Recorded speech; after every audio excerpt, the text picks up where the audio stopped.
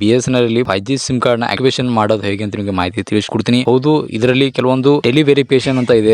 ಈ tele verification easy method ಒಳಗೆ activation ಮಾಡೋದು ಹೇಗೆ ಅಂದ್ರೆ, ಸ್ಪೆಷಲಿ ಈ ಒಂದು ಟೆಲಿ ವೆರಿಫಿಕೇಶನ್ ಬಗ್ಗೆ ಹೇಳ್ಬೇಕಂದ್ರೆ, ಇದು ಓನ್ಲಿ ಇತ್ತೀಚೆಗಷ್ಟೇ ಏನು 5G ಸಿಮ್ ಕಾರ್ಡ್ ಏನು ಬಂದಿದೆ ಅಲ್ಲ BSNL ಅಲ್ಲಿ, ಆ ಸಿಮ್ ಕಾರ್ಡ್ ಅಲ್ಲಿ ಮಾತ್ರ ಅದು ಬಿಟ್ಟರೆ ಹಳೆ ಸಿಮ್ ಕಾರ್ಡ್ ಅಲ್ಲಿ ಯಾವುದೇ ಅಂತ ಈ ಟೆಲಿ ವೆರಿಫಿಕೇಶನ್ ಪ್ರೊಸೆಸ್ ಏನಾದ್ರು ಇರೋದಿಲ್ಲ. ಇದು ಓನ್ಲಿ ಲೇಟೆಸ್ಟ್ ಆಗಿ ಬಂದಿರುವಂತ ಇದು BSNL ಅಲ್ಲಿ 5G ಸಿಮ್ ಕಾರ್ಡ್ ಏನು ಬಂದಿದೆಯಲ್ಲ ಅದರಲ್ಲಿ ಮಾತ್ರ ಈ ಪ್ರೊಸೆಸ್ ಏನಾದ್ರು ಬರುತ್ತೆ. ಇದು ತುಂಬಾ ಈಸಿ ಮೆಥಡ್ ಅಲ್ಲಿ ನೀವು ಇದನ್ನ ಆಕ್ಟಿವೇಶನ್ ಮಾಡಬಹುದು. ಅದೆಲ್ಲ ಶಾಪ್ ಅಲ್ಲಿ ಖರೀದಿ ಮಾಡಿದ್ರೆ ಅದರಲ್ಲಿ ನೀವು ರೀಚಾರ್ಜ್ ಮತ್ತು ನೋಡುವಂತ ಪ್ರೊಸೆಸ್ ಏನಿದೆ ಕಂಪ್ಲೀಟ್ ಮಾಡಬೇಕಾಗ. ಹೌದು, ನೆಟ್ವರ್ಕ್ ನಿಮ್ಮ ಫೋನ್ ಅಲ್ಲಿ ಮೂವ್ಮೆಂಟ್ ಆಗ್ತಾ ಇದೆ ಅಥವಾ ಬರ್ತಾ ಇದೆ ಅಂದ್ರೆ ಫೋನ್ ಏನಿದೆ ಒಂದು ಫುಲ್ ಆಗಿ ಒಂದು ಸ್ಟೆಪ್ ಈಗ ಕಂಪ್ಲೀಟ್ ಮಾಡಿದೆ ಅಂತಾನೆ ಅರ್ಥ. ಫೋನ್ ಅಪ್ಲಿಕೇಶನ್ ಓಪನ್ ಮಾಡಿ ಏನು ಟೆಲಿ ವೆರಿಫಿಕೇಶನ್ ನಂಬರ್ ಇಲ್ಲ ಅದನ್ನ ನೀವು ಡಯಲ್ ಮಾಡಿ ಅಂದ್ರೆ 1507 ಅಂತ ಇದು ಅನಿಸಬಹುದು. ಈ ನಂಬರ್ ಎಲ್ಲಿ ಸಿಗುತ್ತೆ ಅಂತ, ಇದು ಸಿಮ್ ಕಾರ್ಡ್ ಮೇಲೆ ಅಂದ್ರೆ ಸಿಮ್ ಕಾರ್ಡ್ ಕವರ್ ಏನಿರುತ್ತೆ ಅಥವಾ ಟಾಪ್ ಅಲ್ಲಿ ಏನಿರುತ್ತೆ ಈ ಒಂದು ಟೋಲ್ ಫ್ರೀ ನಂಬರ್ ಅಂದ್ರೆ ಟೆಕ್ನಿಕಲ್ ಸಪೋರ್ಟ್ ಗೋಸ್ಕರ ಇಲ್ಲಿ ಏನೆಲ್ಲ ಕೇಳ್ತಾರೆ ಅಂದ್ರೆ ಆಧಾರ್ ಕಾರ್ಡ್ ಆಗಿರಬಹುದು, ಪ್ಯಾನ್ ಕಾರ್ಡ್ ಆಗಿರಬಹುದು, ನೀವು ಪ್ರಿಫರ್ಡ್ ಲ್ಯಾಂಗ್ವೇಜ್ ಆಗೋದು ಕನ್ನಡ ಅಂತ ಸೆಲೆಕ್ಟ್ ಮಾಡಿ ಒಂದು ಆಧಾರ್ ಕಾರ್ಡ್ ವೆರಿಫಿಕೇಶನ್ ಆದ್ಮೇಲೆ ಒಂದು ಕನ್ಫರ್ಮೇಶನ್ ಮೆಸೇಜ್ ಬರುತ್ತೆ. ಮತ್ತೆ ನಿಮಗೆ ಮೀಟ್ ಮಾಡ್ತೀನಿ ಇದೇ ತರ ಇಂಟ್ರೆಸ್ಟಿಂಗ್ ಹಾಗೂ ಇನ್ಫಾರ್ಮೇಟಿವ್ ವಿಡಿಯೋಸ್ ಅಲ್ಲಿ. ನಮಸ್ಕಾರ.